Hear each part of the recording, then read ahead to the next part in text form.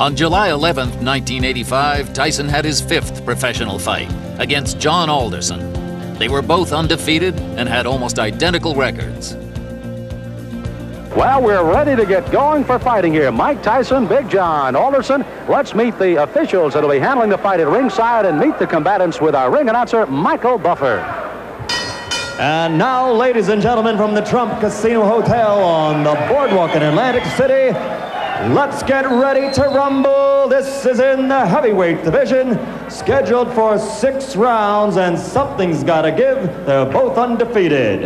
The referee for this bout is Frank Cappuccino. Introducing first in the red corner, wearing the red trunks with white trim, weighing 226.5 pounds, from Cabin Creek, West Virginia, his professional record: 4 consecutive victories, all by knockout. Ladies and gentlemen, John Alderson. And his opponent in the blue corner, wearing the white trunks with red, white, and blue trim, and weighing in at 215 pounds even, from Catskill, New York.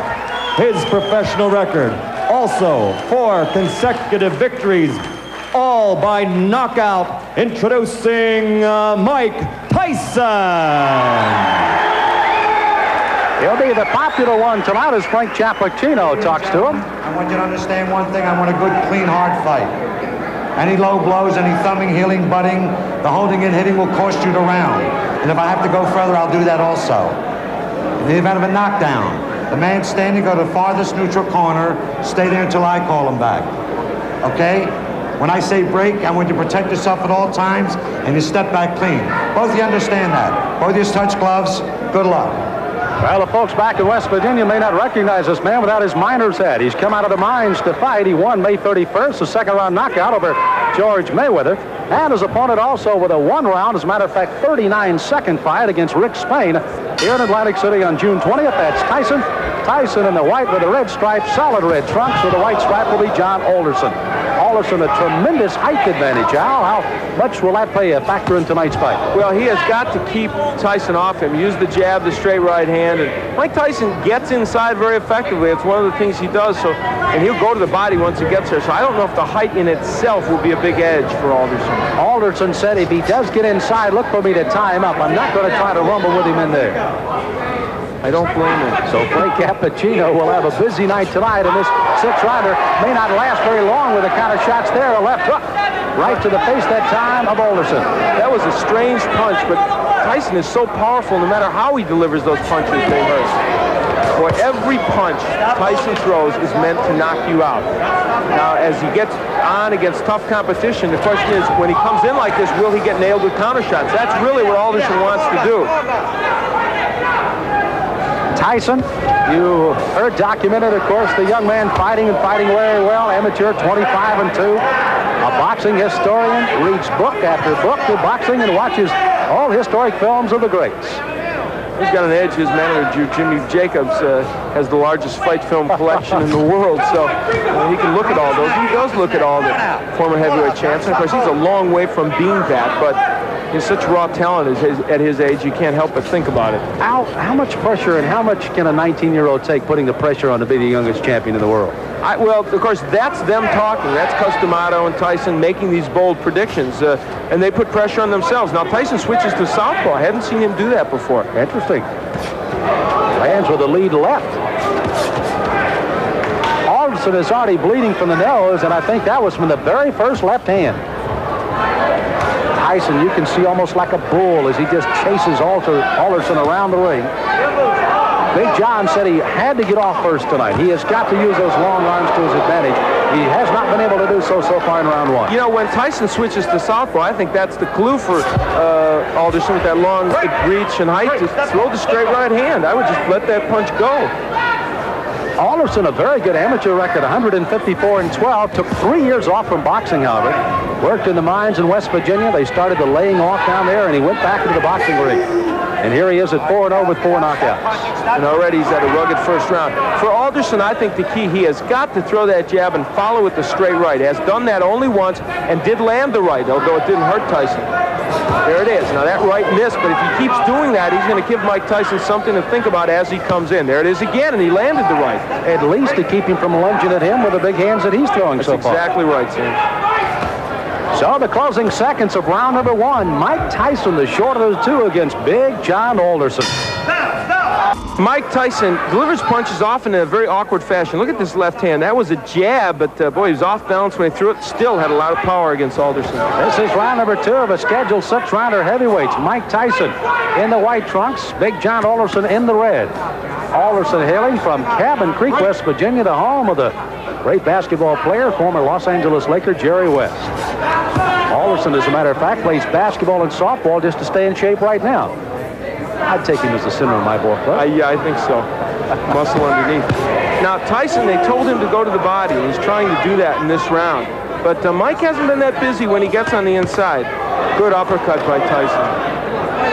Alderson, you saw there, tried to lead in with a left jab and a right hand, but left himself wide open for the ducking Mike Tyson as he went right underneath. Mike Tyson doesn't wear any socks. I don't remember seeing a fighter in a long time that doesn't wear any socks. Or if he does, they're so short they don't even peek out over his shoes. I don't know what that's apropos of. It's the first time I've ever seen it, and it's kind of odd. Now there's the right. Oh, good countering right hand, and that stunned Alderman. He backs up another right hand, a combination by Tyson, and he goes on the attack. On the inside, Tyson is just ferocious. He throws those good, short, quick punches. The longest fight Tyson has ever been in has been a 4-rounder. He got a knockout there. His other 3 fights were first-round knockouts. Didn't help, and I guess is the only man, and this one may not go much longer, as a crushing right hand sends Alderson down. He's got a terrible cut over the left eye already. Clint Cappuccino right down in his face. He's going to make the count at 8. But that cut just on the outside of the left eye starts to ooze some blood now, and Tyson goes right back in on top of it. Tyson trying for his 5th straight knockout. Alderson weary on his feet, ready to go at any time. He's just trying to survive now. He's got to throw something out, though. He's laying in with Tyson. Frank may stop this fight. Ruling that as a slip, not a knockdown. Alderson peeking in over that swelling left eye, and here comes Tyson. Alderson throwing the right hand, no effect. Left hand that time sends him reeling against the ropes. He's almost virtually out on his feet right now, 29 years of age. Again, as I pointed out at the top of the show, that in itself could prove to be some difference in this fight, if nothing else. You know, Tyson looked at Cappuccino a moment ago as if, do you want to stop this? There he goes right back to work on that left eye as Alderson stays on his feet. Try to gamely throw a right hand as you see the closing moments of the second round here. Alderson down in this round, may survive as he goes down again at the bell. He's got to get up. Now, a fighter cannot be saved by the bell in any round with the exception of the last, so he must come to his feet at the ruling of the referee says okay. He is, and he goes into his corner. But if he comes out to answer this bell, it'll be a gutty performance by Big John Alderson. Here's his mouthpiece. Here's his mouthpiece. Here's his mouthpiece. Why don't you just come back and fight another time? Huh? Okay.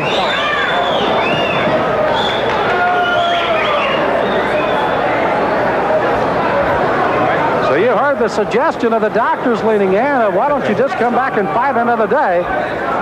Frank Cappuccino has not given us a word yet that this one is over, but he may very shortly here. John, church is out. The fight's over. The fight is over, rather interestingly put by Frank Cappuccino, as this one ends officially a TKO in the second round by Mike Tyson. So Tyson goes 5-0 with all 5 knockouts, and it was a devastating second round that proved to be the difference. Those short right hands. Now, what happened is Alderman tried to throw the right hand continually, but what happened was Tyson learned how to counter it with his own right. And there's a good straight right hand by Mike Tyson. That sent Alderson down, and that was the first knockdown, I believe. And there's a happy Mike Tyson. You know, Al, you almost, as you pointed out, Mike kept looking to Frank Cappuccino saying, hey, this guy's not in real good shape. I can go ahead and keep hitting him, but indeed he did till the end of the round. Again, Alderson down at the end of the round. He had to clear the canvas by the count, obviously beat the count. Not saved by the bell. He does, and finally the doctors lean in and say, that's it, and Frank Cappuccino calls it off at the end of 2. It was a very typical Tyson performance. However, you know what? It showed both the good and the bad at this point of Tyson, because I think it showed that a good stand-up boxer with a good jab and a good straight right hand will land against him. Whether he'll hurt him, I don't know.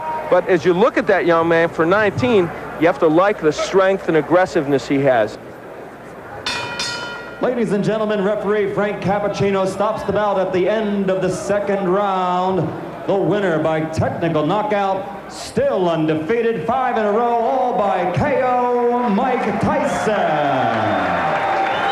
Well, Tyson, it looks like he may have just had a walk in the park rather than a fight tonight with Big John Alderson. Here at the Trump Casino Hotel in Atlantic City, got to see Mike Tyson work a little longer than he did his last fight that went only 39 seconds. Gets a second-round TKO, and he visits with Al Bernstein in the ring. Al?